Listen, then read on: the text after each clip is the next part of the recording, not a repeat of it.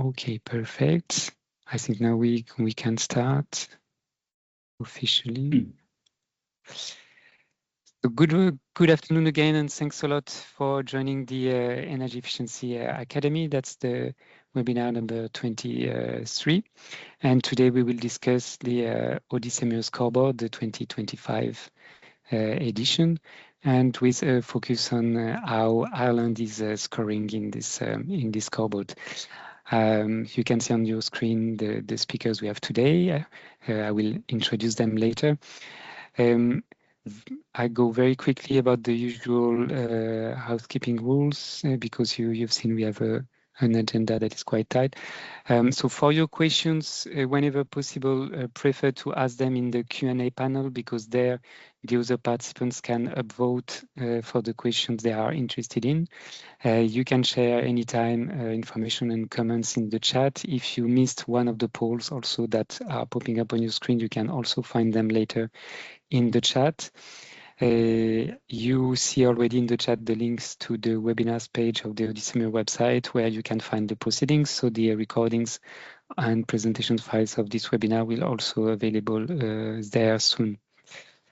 How to stay tuned with ODYSSEE-MURE activities.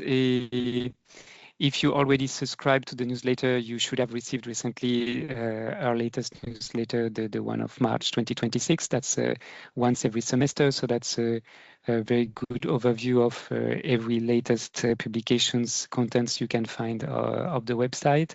And then if you want more daily updates, you can also look at what we post on LinkedIn, so you can follow the LinkedIn account of ODYSSEE-MURE. The next webinar will be on the 29th of April. There is a little change. It was initially planned on 22nd, but now it's on 29th, and it will be about the French measure named Industry Pact. And we will add soon in the chat the registration link where you can find more information about this one. So in the next webinar, we continue the series on industry, and there will be one more in industry in June as well. For the upcoming event, I will not speak about the summer study because we have a special guest to tell more about it very soon. I'm also happy to mention that ODYSSEE-MURE will be part of the European Sustainable Energy Week in June, the week after the ECEEE summer study. And more specifically, ODYSSEE-MURE will be part of the session named Being Simple and Attractive, How Energy Efficiency Contributes to a Clean, Secure and Competitive Union. And just to close the introduction, this webinar and the next one until June are also part of the Sustainable Energy Days events labeled by the Commission and the EU Sustainable Energy Week. That's it from my side for the introduction. And now I'm happy to hand it over to the Executive Director of ECEEE, the European Council for an Energy Efficient Economy, Nils Borg. Very happy to have you here today. The floor is yours. Thank you. I just need to take away the poll that asked if I'm familiar with ECEEE. Yes, I am. So, okay. So I don't know how much. Oh, here's the slides as well. Yes, so ECEEE is, I think, Europe's largest energy efficiency NGO. We have about 60 member organizations and many hundred individuals, mostly through the organizations. And so we are a pure association. We are not a lobby organization. We are rather an expert NGO. And our focus is on cross-sectoral energy efficiency, its energy demand and resource efficiency. So I would say we have a very holistic view on energy efficiency, and we span across all sectors, buildings, general policy, products, and industry. And our mission is really to generate, to share, and disseminate evidence-based knowledge on energy efficiency. So our fit with ODYSSEE-MURE is very tight because it's about developing the evidence base of understanding what energy efficiency can do and maybe also cannot do for the sustainable energy transition.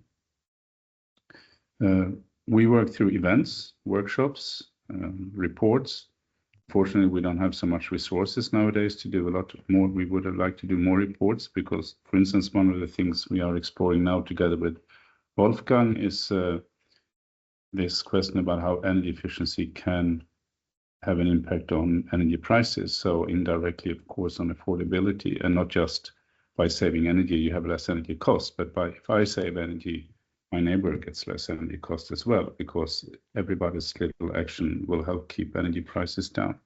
So we know this in principle, but we try to quantify and show how this can be applied more systematically.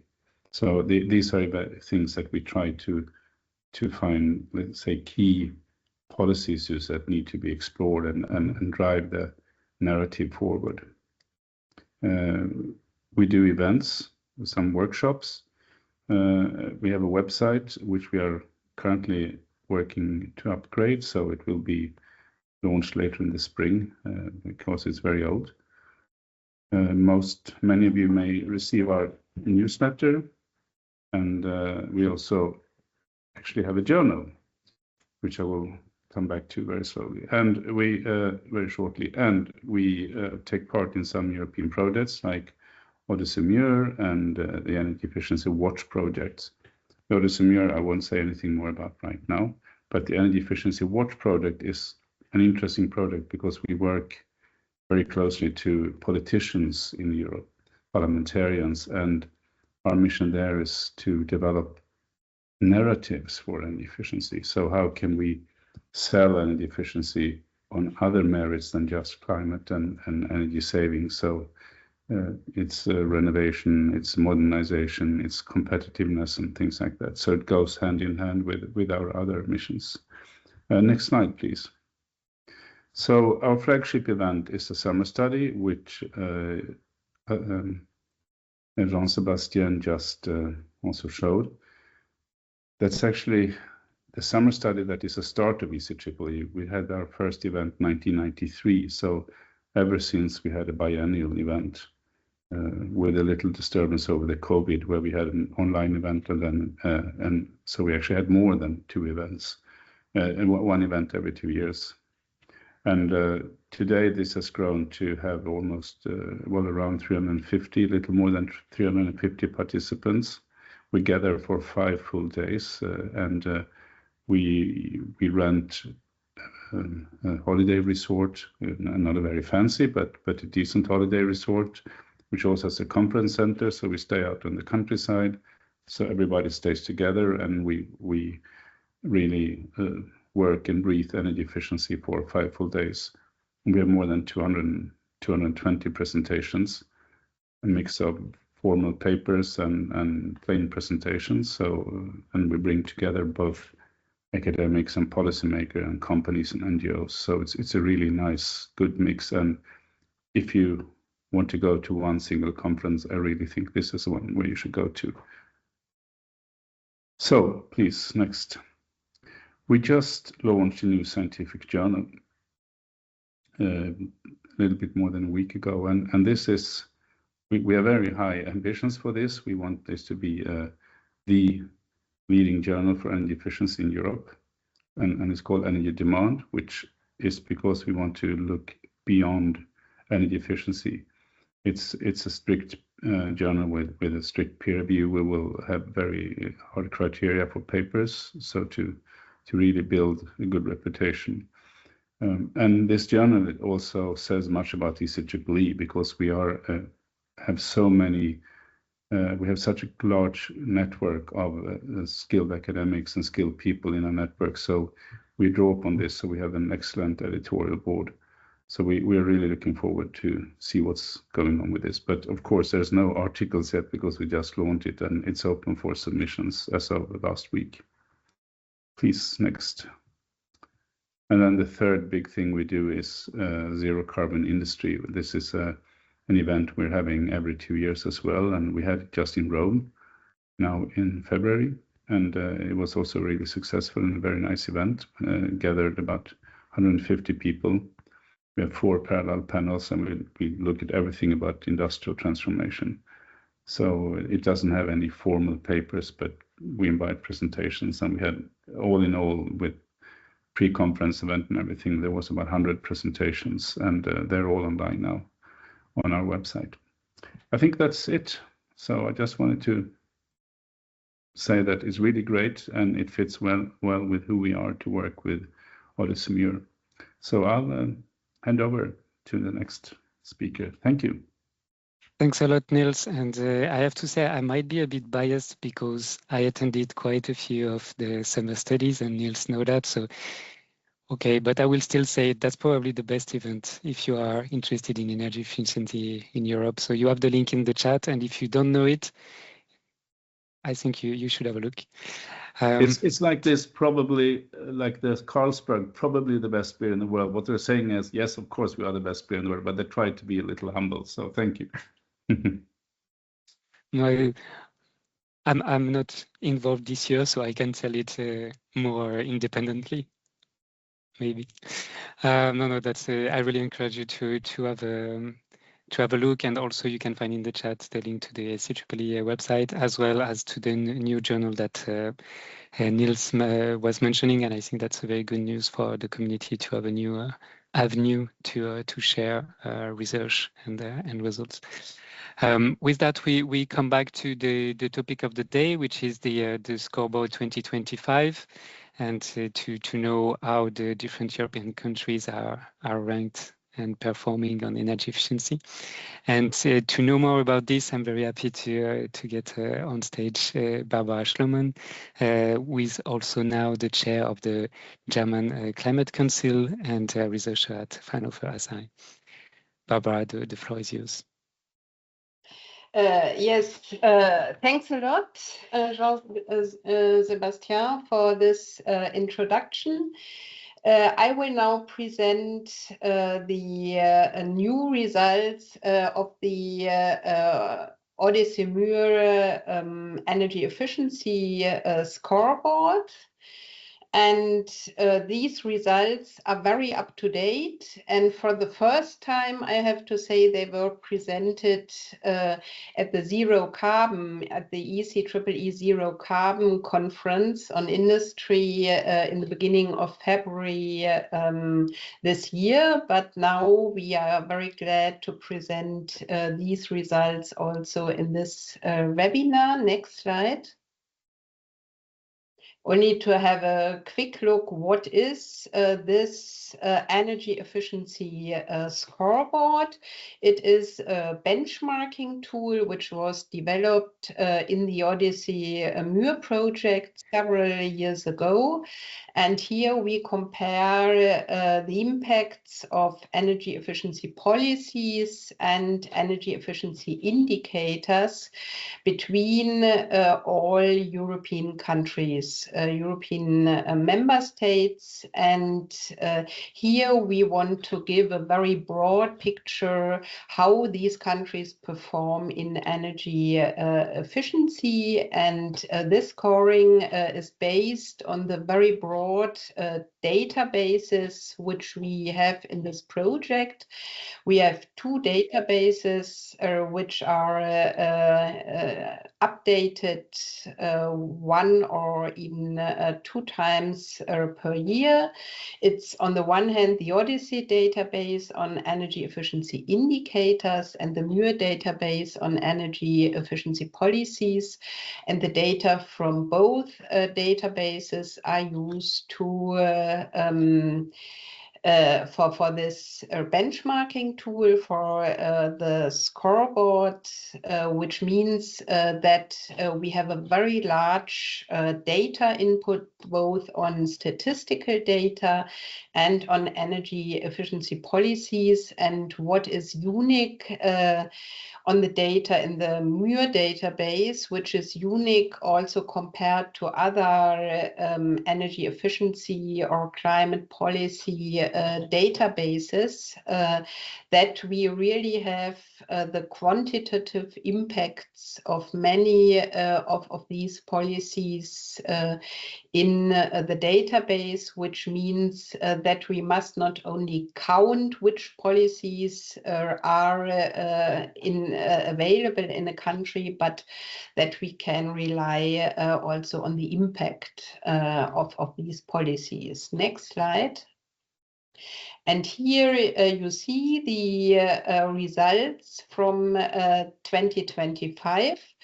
The scoreboard was recently updated in the end of January 2026. Therefore, the results are really up to date, and that's the total result, the overview, which includes all indicators and policy impacts which are included in the scoreboard. But if you enter the scoreboard, the tool on the ODYSSEE-MURE website, which is possible for everyone, there you will find that a lot of more benchmarking possibilities are available. That is, you can also look at a specific country, how it performs compared to other countries.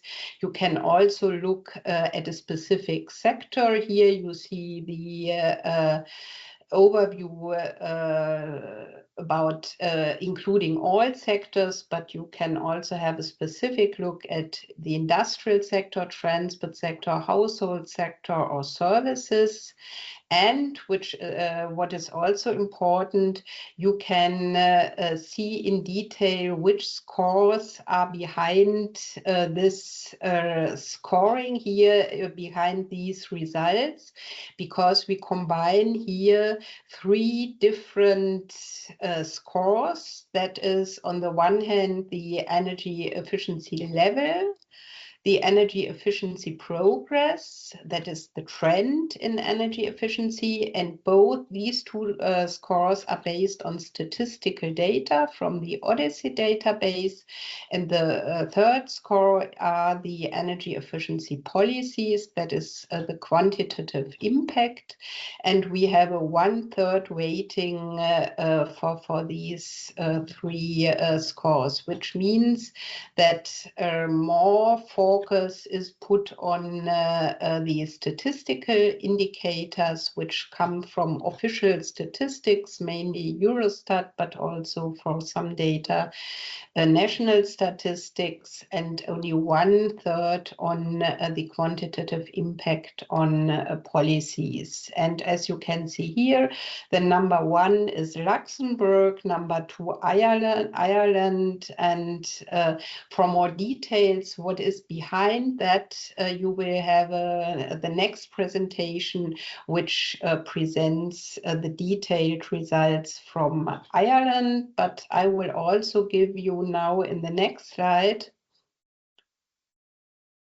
a quick look at some more detailed results for these different levels, which you can check when you enter this tool.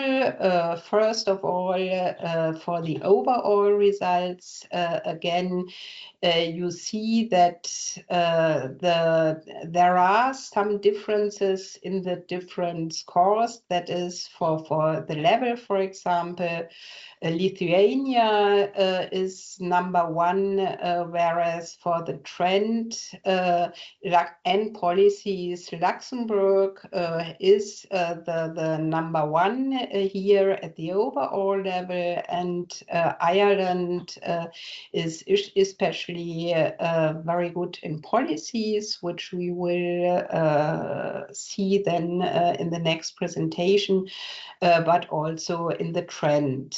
Another example is the transport sector, where the picture also looks a little different, especially for the level, but also for trend, and for the trend some other countries. Cyprus, for example, is here on one of the first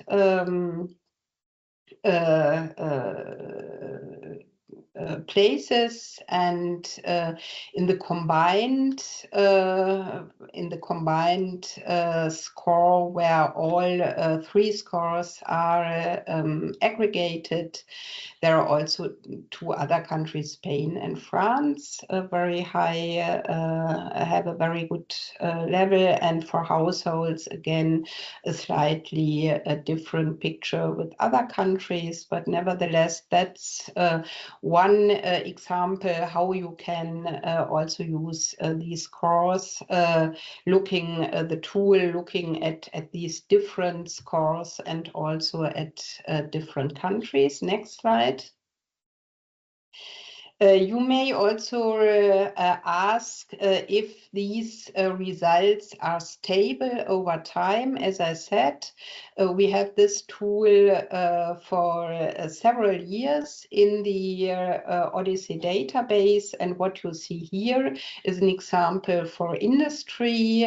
There, Lithuania was #1 in the 2025 scoreboard, and here you see a comparison between the ranking in 2025 versus the ranking in the year before.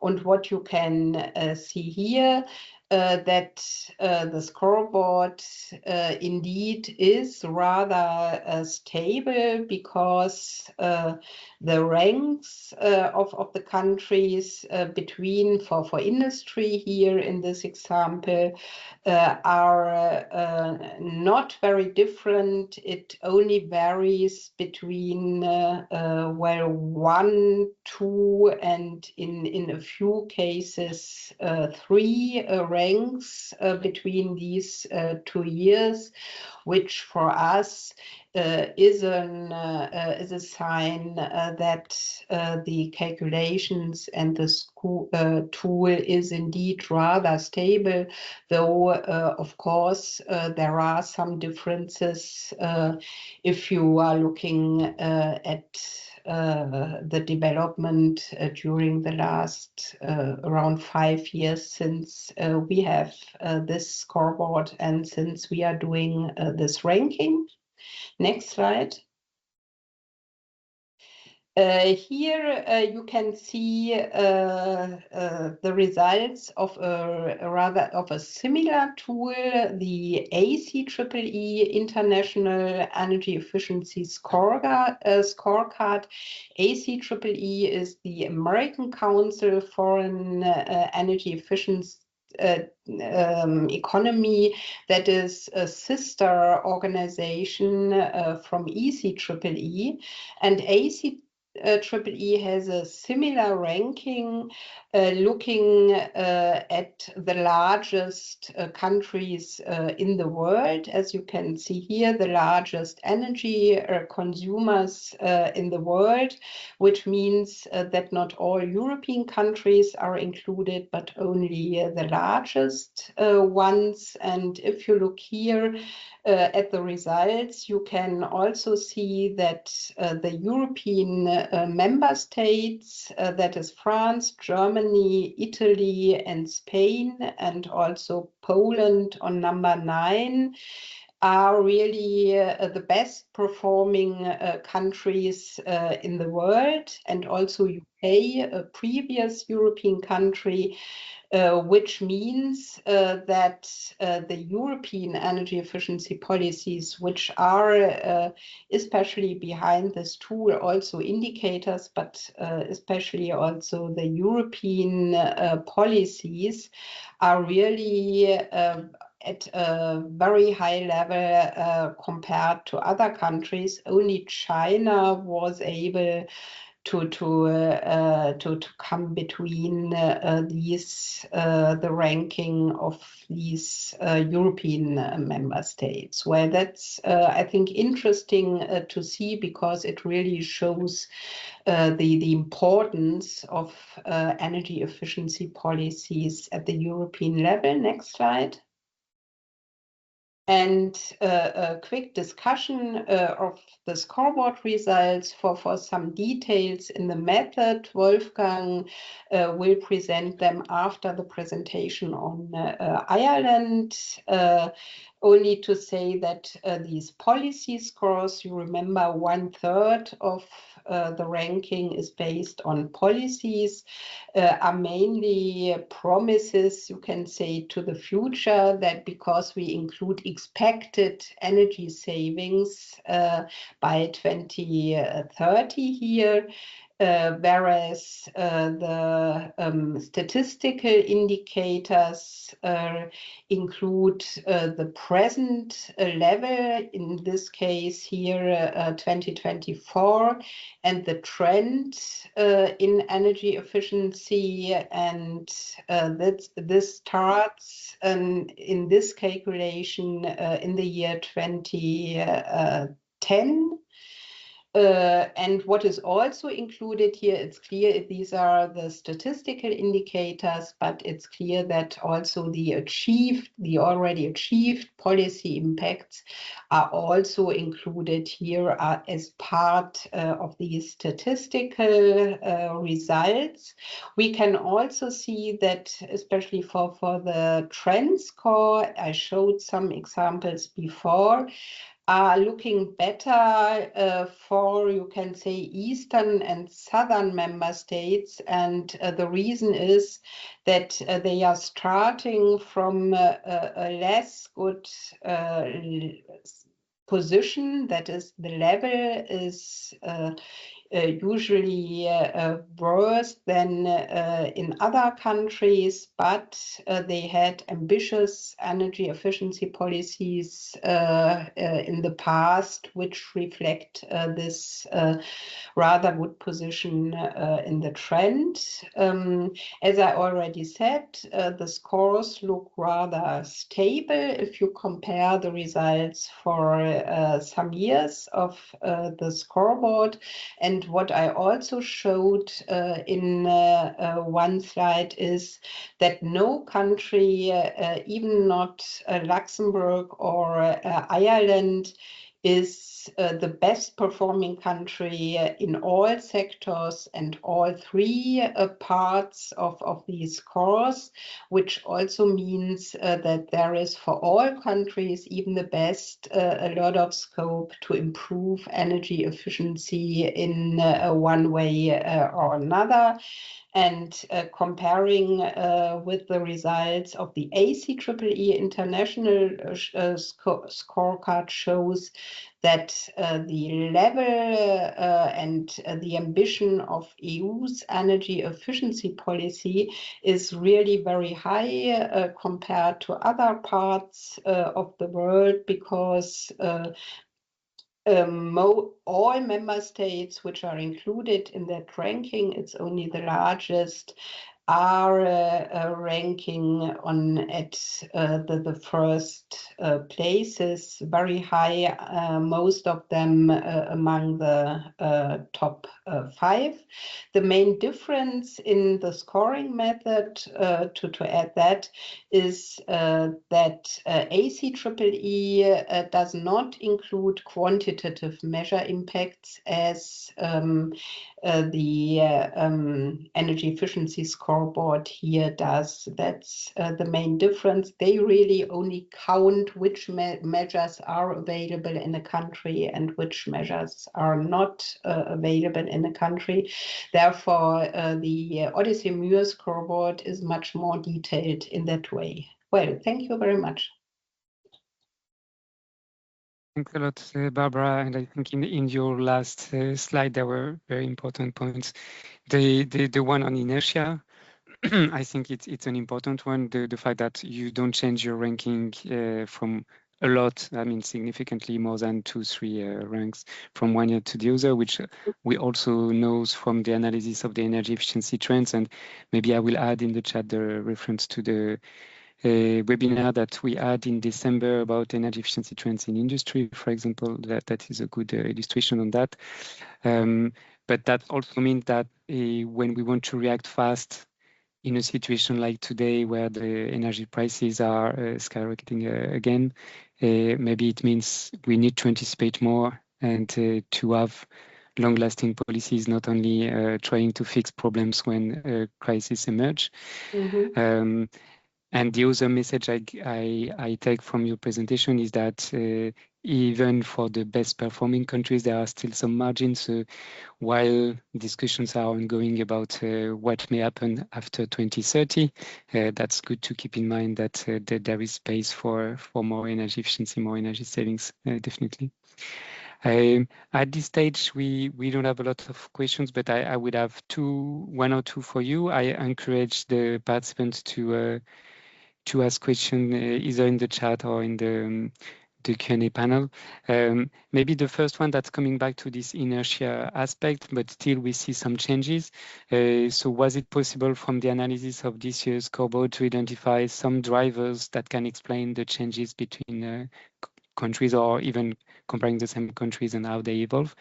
I know we will get more details about a specific case of Ireland soon, but more generally, did you see some recurring drivers that can explain changes from one year to the other?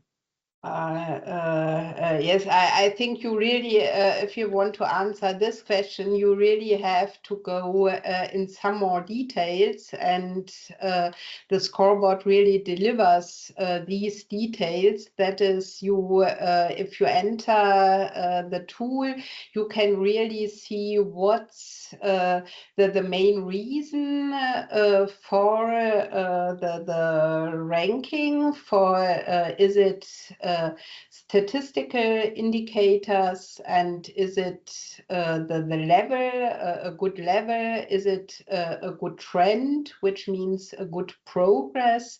Or is it really more the future expectations on policies? And I think to answer really that, it's important, I think, a good way to go into that tool. And if you go, for example, in the policy tool specifically, you can also find the main measures, the main policy measures in each country and for each sector, which are behind the ranking. That is, you really see which specific policy is, or which specific 2 or 3 policies in a country are the main reasons for this position. And I think this really gives you a lot of insight in the performance of a country, also compared to other countries. Maybe Wolfgang, do you want to add something on that? I think that's very complete. So let's hear the Irish case. I will have another question, Wolfgang, if you allow me. But yes, so from your answer, what I take, Barbara, is that the granularity of the scoreboard makes it possible also to identify where the difference comes from, if it comes from the indicators, if it comes from the policies, if it comes from current situations, or let's say what we can expect for the future. And coming back to this point about the promises, as you said in your presentation, that the part of the scoreboard about policies is also looking at the promises for the future. Would you say that the scoreboard can be a good proxy to know whether a country is on track to meet their future targets? So let's say if I'm a country, I'm ranking well in ODYSSEE-MURE scoreboard, should I feel good that okay, I will likely meet my targets? I think the scoreboard is not enough for that. And by the way, ODYSSEE-MURE, the ODYSSEE-MURE project also has several other tools, which we did not present here. But if some of you attended the first webinar where we gave an overview of the project, there are several other tools, and also an energy saving tool, for example, example, which really compares a country compared to different saving targets, where you can also see if you combine that. I think if you combine these tools, especially the scoreboard, with this energy savings tool, I think you can get a rather good picture on the chances, at least, to achieve the targets. It will not be a modeling approach, but I think a good indication, I would say. No, that's a good idea to link with the other resources and other tools that are available on the website. I put the link to the energy savings tool. Thanks a lot, Barbara. And as you said, if we want to know more, we need to deep dive in the granular data of a country, and we are happy to welcome for these two national experts from Ireland, who not only is ranking very well this year, but also will take the EU presidency soon in July. So that's very good to get insights from our Irish colleague. And I'm pleased to give the floor to Joel Franklin and Shannon Finnan from the Sustainable Energy Authority of Ireland. Joel and Shannon, the floor is yours. Thanks very much, Jean-Sebastian. As you mentioned, I've Shannon Finnan here, my colleague who helped put together this presentation. I also want to acknowledge our stats team, who is also a major contributor to the ODYSSEE side of the ODYSSEE-MURE project, and our modeling team who helps us with a lot of the forward-looking indicators that go into MURE. As Barbara said, just because we're doing well in the ranking, that doesn't mean we're going to meet our targets necessarily. It doesn't mean that there's nothing to improve. And I think when we start to look at the details, we'll see where some of the weaknesses are, even as well as some of the strengths. And that, I mean, if you look at what we have here, we're ranking well, but there's a variety of indicators that go into the scoreboard. But there are also some areas where we don't do so well. And quite importantly, what we're looking at today is Ireland. The scores, however, are normalized across all the EU countries. So we don't really know why does Ireland rank above or below other countries necessarily. What I'm looking at here is just what's happening in Ireland. So we take a bit more digging into the details to understand how we came out at a certain ranking compared to other countries. One thing to note here is we don't have scores here for trend or for level on industry. So we don't have published data that's available for that detail for industry. So instead, what the scoreboard is doing is in the notes you can see that the global level score is calculated based on an industrial intensity, and I'll come to that in a little while because that using industrial intensity for Ireland is not so straightforward. So that's one of the challenges we can see. I'll start going through each sector. So for households, what we have strong scores on trend and policies, and combined. The level is maybe not quite so high. Let's see why that might be. Our energy consumption per square meter for residential is actually quite low. We have building regulations that ensure that new dwellings are built to near and zero energy building standards, and we have government grants that have supported nearly a quarter of all our homes. We also have a fairly temperate climate, so we don't have the coldest winters in Europe by far. So we shouldn't be using as much energy as especially some of the Nordic countries. We don't have a lot of cooling either. So the energy we don't have such high temperatures that we need air conditioning or need to use energy for that. However, what we do have are large homes. We have the third highest square meters per capita in Europe, and apartments are only 12% of the dwelling stock, so it's quite low in a European context. What that means is when we look at instead energy consumption per dwelling, we don't actually perform quite as well. We're right in the middle of the pack. So that may explain why our energy consumption on a square meter basis is low, but maybe that's not really the whole picture. As well, you can see that we did have a bit of a dip in residential energy consumption in the range of 2010 to 2019. We had the economic crisis. We've had the fuel prices go up during that time period.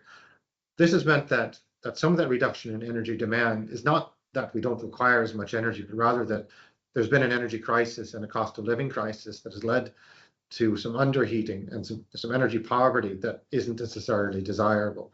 So it's not always the case that to use less energy is a good thing, if it's the case that it's endangering health. So we've seen some of that during those time periods. We do have policies that cut across a large space of what's required. We have at SAI, we administer 3 programs that cover a lot of this ground. We have an individual energy upgrade program where individual homes can carry out small measures, insulation measures, heat pumps. We also have a one-stop shop program. In other words, deeper upgrades where we have project managers that can carry out a suite of upgrades to the same home. And then we have fully funded energy upgrades for homes that are at risk of fuel poverty or energy poverty. Those are fully funded, so it's really meant to address a vulnerable population. We also have, not administered by SAI, but we also have public housing upgrades that are administered by the government separately. On transport, we are 3rd on policies, but we're 17th and 10th on the level in trends. Let's see why that might be. Well, Ireland is just to give some context, Ireland is heavily dependent on road transport based on the level of infrastructure we have and the kinds of waterways available. We have really minimal domestic air. We don't have a lot of rail. We don't have much maritime transport within the state. Public transport, interestingly, is relatively high in a European context if we take it as a share of total distance traveled. This might be one of the reasons we score highly on trend. If you look here, we see that a lot of other European countries have had their public transport shares decline over the past several years. So this might be one reason why Ireland, on a relative basis, performs well, even if our public transport share has maintained roughly the same level.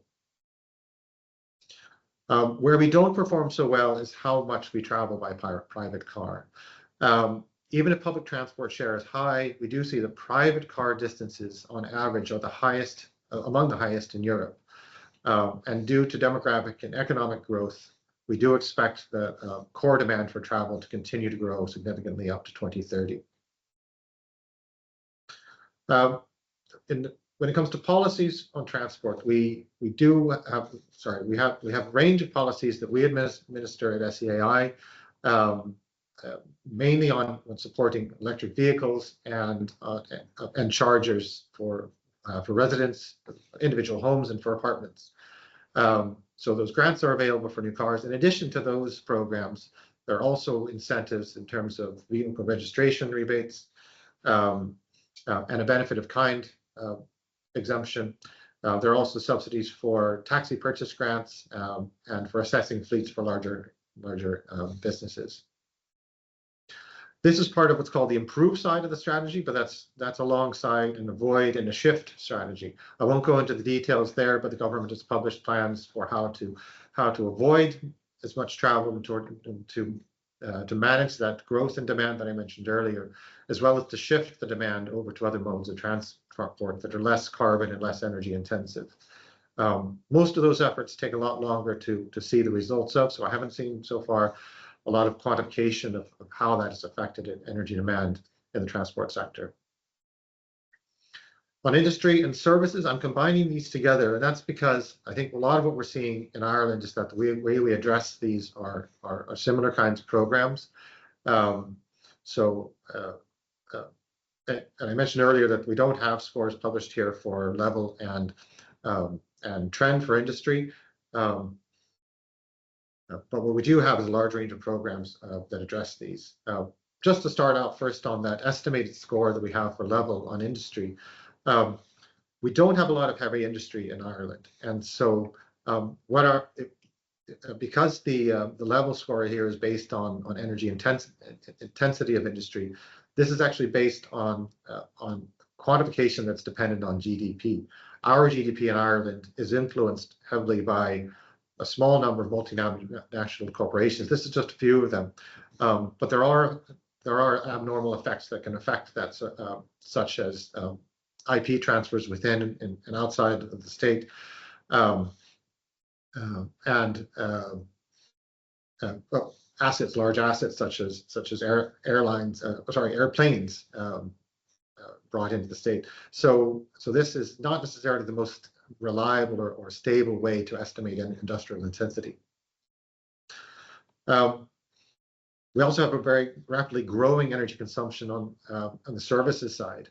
So you can see here with the far right, and this has grown quite substantially from 2000 to 2010 and then to 2023. The main reason for that is data centers, and that's counted as part of services rather than as part of industry, even if today it's perhaps more of an industrial kind of activity. So it's over 1/5 of the electricity demand in Ireland as of 2024. And since 2015, it's accounted for 88% of the increased electricity demand in the Irish economy. So that probably goes a long way to explaining our level and trend scores, which are quite low on the services side. They have a low number of employees, so that leads to a high electricity concentration or consumption per service level employee. At the same time, we also have a growing public sector. So the public sector employment has been growing in terms of employment per 1,000 population quite steadily for the past 10 years or so, leveled off perhaps in the last couple of years. But this is quite a challenge for measuring energy efficiency because it's difficult to normalize what is efficiency in the public sector without having a clear metric to work off of. So we're currently reviewing our methodology for how to do this, and we'll probably end up revising some of the numbers that we previously published. Just on policies, we do see that our policy score has gone up significantly between 2023 and 2024, and then has remained more or less level since then. We think this is mainly due to a thorough update that we carried out about 1.5 years ago on the MURE update, where we were able to increase the coverage of our reporting to a lot more quantitative measures of expected impact. So that's probably the reason that things jumped up for us on the policy side. On financial supports for business, we have quite a range of business supports. That's another reason we may have a high score there for industry and for services. And then again, back to data centers, there is a new policy that's been published by our regulator for large energy users, which will require that for new applications, for connections, 80% of electricity demand will need to be met by new renewable electricity generated in Ireland. So this is that's among several conditions that will have to be met, but that one in particular is for any installation above 1 megavolt ampere. This has gone a long way to get that score, but we've realized that having a range of policies in place isn't really enough. So we're undergoing a large-scale project right now to review the gaps in our policies and you apply the IEA Energy Efficiency Policy Toolkit to understand better how the interactions between these policies may not be working and what additional elements we can put into place to make them more effective. So that's all I'm going to say for now. Thank you very much for listening, and I'll hand it back over to Jean-Sébastien. Joel, that's a lot of information, very, I think, informative and illustrative of all the questions that the scoreboard may raise when you start to look at it, how it changes, and try to understand. So maybe my first question about this will be about the role or the use of the scoreboard, and more specifically, is the scoreboard stimulating new analysis on your side? So the fact that you see results that is a bit surprising to you, and then you start to deep dive into some data and you identify things that maybe otherwise would have been below the radars. Is it something happening, or maybe I'm too optimistic about the?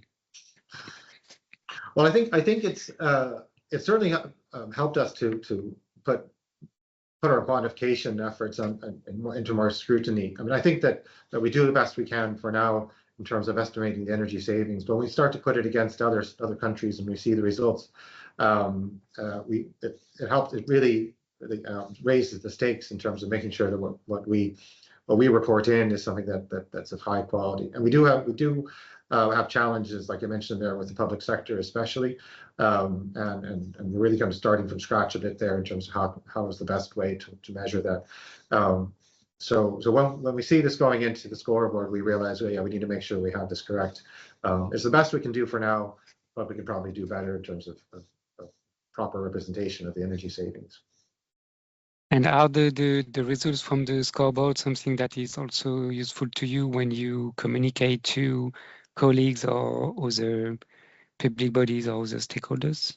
Yeah, I think your comment earlier about whether the scoreboard helps us measure our progress toward our commitments was kind of telling.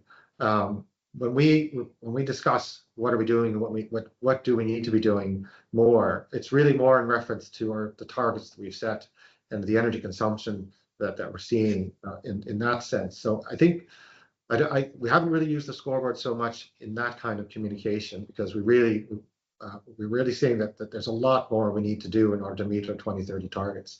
And so if we're second in a scoreboard, that doesn't really capture the gaps that we're seeing. And you can see in our, for example, in our projections reports that we publish on an annual basis, that there's a lot yet to be done in terms of our policy package in order to make sure that we meet our commitments, and the government's working to fill that gap, I think.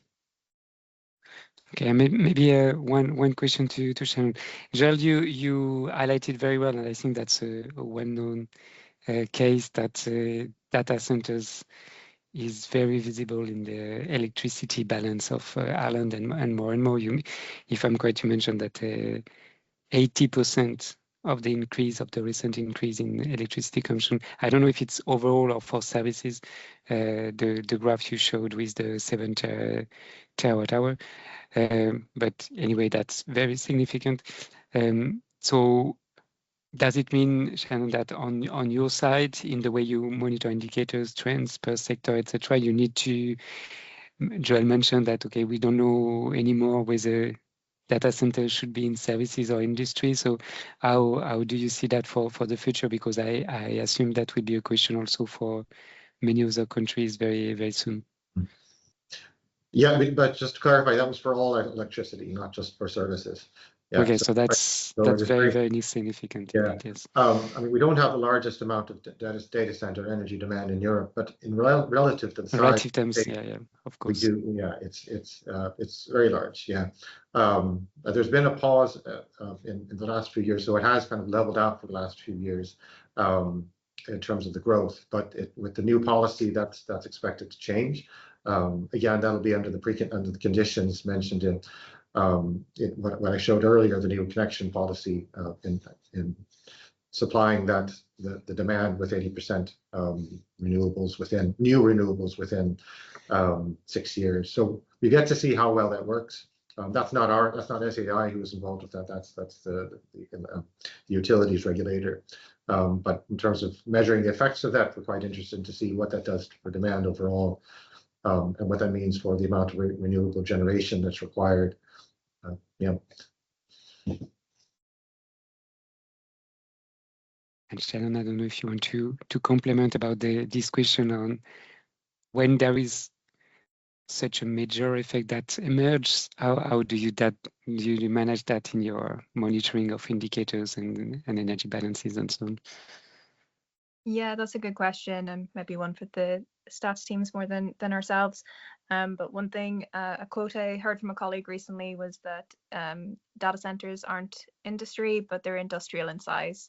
So how we approach them needs to start shifting, just based on size and approach. They're not a small ICT program. So the steps we take with that is still to be agreed upon. But that's kind of steps moving forward. And maybe a last one about the public sector, because I know that Ireland has a strong history in energy management in the public sector. You mentioned that it's still challenging to have normalized indicators to monitor energy efficiency in this sector. We know that now we have Article 5 of the ED that is quite demanding on that. So is this new article first challenging from your point of view? And second, is it triggering complementary data collection monitoring that is also useful for this type of scoreboard exercise?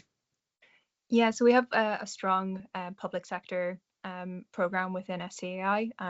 It's quite robust as a program and far-reaching in what it does, trying to meet Article 5 targets as well as additional other targets, both nationally and within Europe. The challenge is, like you mentioned, quantifying savings, especially looking at the kind of shifting baseline that we've seen in Ireland as we've seen growth in the public sector since about 2014. So adjusting for that, it has been a challenge. Within Article 5, they have a very specific way of addressing it, but it's more on a energy performance indicator rather than an absolute saving size. So we're currently looking at methodology, whether top down or bottom up, to address that, to feed better into the like of MURE, or to better quantify the impact of the programme. Yeah. Thanks a lot, Shannon. And again, to the participants, I don't want to run the show alone, so you can still ask questions. There will be a time in a few minutes after our last presentation part. So thanks a lot, Shannon and Joel, for the insights from Ireland. I think it was very, very useful and very insightful as well. And Wolfgang, as the coordinator, you will have the last word to maybe give some hints about how to understand the methodology of the scoreboard. I apologize already for my voice. I got a bit of cold, so don't worry about this. Also, as we say in German, die letzten beißen die Hunde, the last is bit by the dogs. So I have to try to keep this pretty short. But nevertheless, I think I would take a little bit of advantage to give you small insights into the methodology of the scoreboard. When you go to the website, we have a nicely written methodology document where you can learn a lot. But I will give you some flair on this. We had a lot of methodological discussions, and I personally think we have come quite along a number of these questions, and today I'll consider that we have achieved quite a nice development of these methodologies compared to other scoreboards in that direction, but also in other fields. This is also something which is important to retain. Scoreboards are used in many fields. I mean, they are often used in the private sector. And some of you who are working in the academic sphere know that there are scoreboards for the academics, and each time there's also a lot of discussion for education. But nevertheless, these discussions are very useful, and methodologies play also naturally a role in this. Just to give you a flavor, we had been discussions on the weighting of the three components, which Barbara talked about, the levels, the trends, and the policies. We had discussions about the questions which factors of influence should be corrected in the scoreboard to allow a fair country comparison and which should not. I will give an example on this on the following slides. The question of the... No, not yet. If you can go back once again. Yeah, thank you. The question of the sectoral disaggregation, and you will see examples on the following slides for this. Also, what are the components in the scoreboard of each of the sectors? There's questions, sorry, around the impact of autonomous energy efficiency progress, and right now we have also a lot of discussions around the impacts of energy prices on energy efficiency. And then it came up several times in these presentations a comparison with targets, which Barbara pointed out that we have other tools also to complete what is done with the scoreboard, which compares more the efforts with the other countries. Next slide, please. Following slide, please. So that was one too much. This slide gives you an idea of how the sectors are broken down. I do not have the time here to go with you through each sector. I will spend a little bit of time on the last one on industry because it's quite interesting. But you see here from households and services that the sectors are broken down to major end uses, and this is, let me emphasize this also in view of what we just discussed in Ireland. This is not something which may be cast in stone once for all. If, for example, we have more information on data center, maybe, for example, the service sector, we would break up a bit more the end use of the service sector, for example, for electricity uses, but this requires data on the data centers naturally. Next slide, please. This gives you an insight how the scoring of trends and levels occurs in the transport sector. You see this is broken down by the different transport modes like cars, trucks and air, but also modal split have an impact here on how the sector performs in terms of levels and trends. Next slide, please. This slide is small, but I would like to enter a bit more in detail because it's a bit complex. Here you see what are the indicators which we use for levels and for trends. And we touched a little bit on this in the presentation from Ireland. The industry is, because the problem with industry is countries have a different industry structure. We heard about Ireland has a lighter industry structure. Germany has a more heavy one, and Finland has a very heavy one, a lot of paper industry. So it's not so easy to compare those different industries. But what we did on one hand, when it comes to the level, we adjusted the energy intensities which are given for each subsector of the industry to the average European Union industry structure, because that means in a way, for Finland, we reduced, in quotation mark, the weight of the paper industry, and for a country like Ireland, we would have increased the weight of the more heavy industries. But for Ireland, the problem was that some of the detailed data are not available, while for most of the other ones, we could do these adjustments. Denmark, for example, is a country sorry, with a low intensive industry. And in such cases, the adjustment works, but also let me emphasize to some degree, because this depends also on the data resolution. We work typically on an ACE2 level, a 2-digit level for industry. We even, for some countries like Finland, we make special corrections for pulp and paper industry, which is for pulp industry, which is a subsector of the pulp and paper industry, because it's so special and so energy consuming in a country. So we make a number of corrections in addition to adjust for these differences in structure for each country.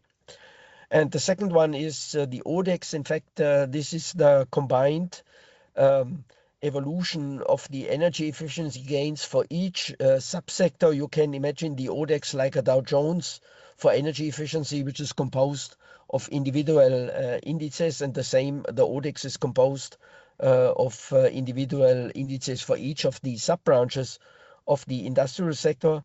However, there are also limitations to these corrections for the moment.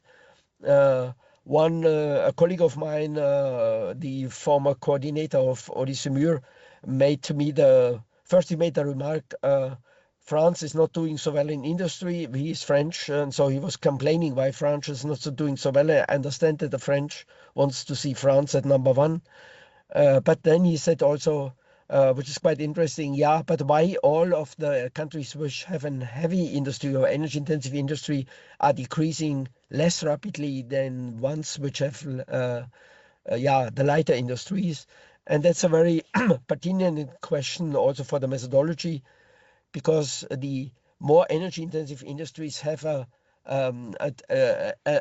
lower improvement of energy efficiency, because you imagine a blast furnace or a cement furnace, they have been improved for a century or more and have more problems in achieved high rates. You can also see that in the ETS, the carbon emission scheme, where the most carbon intensive companies have more troubles to reduce the energy consumption. And this is something which can be reflected or which can have an impact on the trends. And this is why also we will have more thinking about whether it's also necessary to adjust the trends, but not only the levels. Because as I said, if you have more energy intensive industries, you will achieve less savings. So you see with how much detail we are entering into these methodological questions and try to improve. Naturally, there's always the question, should I correct for something or should I not correct? I mean, for example, Germans like to have big cars, so do maybe Swedish. And to be honest, I would not like to adjust the transport sector for the size of German cars, because this is something where you discuss, I say now as a kind of a keyword, sufficiency issues and so on, but that's another discussion. I think with this, I would like to stop here to give my insights in the methodology. There is much more to say, but I just wanted to give you a flavor on this. Thank you very much and apologize again. Thanks, Wolfgang, and we all wish that you will recover very soon. So our best wishes of quick recovery. And thanks a lot for the additional explanations about the methodology. I think it makes clear that there would not be any absolute scoreboard that would give the definitive truth. So you need to make choices when you make this type of scoreboard. So what is important at the end is that it's transparent, so that you can also analyze the results, having in mind the choices that have been made. So I think for that the explanations you provided are very useful for everyone to better understand the figures they might find in the scoreboard on the website. You mentioned kindly the questions from Didier about France and how France is scoring on industry, which makes a nice link with our next webinar next month on the 29th of April, just reminding you, so you can find the link in the chat if you want more details and to register. So that will be about the Industry Pact in France, which is not 100% on energy efficiency, because that's with a more general objective of decarbonizing industry. But you will learn at this webinar the important role that energy efficiency plays in this, let's say, in these pathways, or in this to meet this decarbonization objective.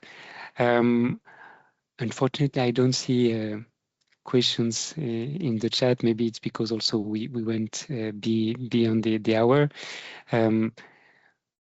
Myself, I know a bit the scoreboard, so I don't have direct questions. I don't know, Joel and Shannon, if you want to use the opportunity to challenge Wolfgang on some methodological aspects. Otherwise, I encourage you to answer the quick feedback questions that might have pop up on your screen, because that's useful for us to improve the webinar series. I thank very much all our speakers, so the Nils Borg, who updated us about the ECEEE activity, Barbara, who presented the main results, Joel and Shannon for the insights on Ireland, and Wolfgang about the methodological issues. I wish you a nice end of the afternoon. I hope you have as much sun as I have here in Nantes in France. And yeah, we will meet next time in springtime. Have a nice end of the day, and stay tuned with ODYSSEE-MURE. Thank you very much.